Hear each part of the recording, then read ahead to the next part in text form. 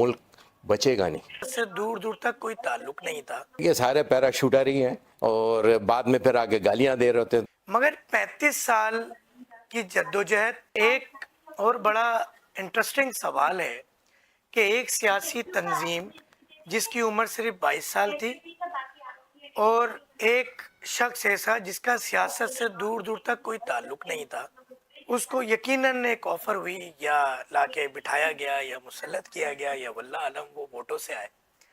مگر 35 سال کی جدوجہد اگر پابند سلاسل دیکھا جائے، شہادتیں دیکھی جائیں اور یعنی قربانیوں کی بات کی جائے اور عملی طور پہ سیاست کی بات کی جائے کہ جس کو پیراشوٹ والی سیاست بھی کہا جاتا ہے پاکستان کی سیاست میں عام فہم الفاظ میں، کبھی کوئی آفر تو آئی ہوگی کہ پاکستانی دھارے میں شامل ہونے کے لیے کہ کراچی صوبائی طور پر، شہری طور پر، بلدیاتی طور پر، مرکز کے طور پر آپ بھی حکومت بنائیں اور یہ کچھ چیزیں اس کو آپ نے بات ماننی ہوگی. بس اصل میں ایک بات تو یہ ہے کہ ڈاکٹر صاحب مجھے آپ بتائیے گا کوئی ایک پارٹی، سیاسی پارٹی کا نام آپ بتا دیں، میری نالج میں اضافہ ہو جائے گا، میری ڈکشنری میں لکھ لوں گا کہ کوئی بغیر پیراشوٹ کے کوئی آیا ہے.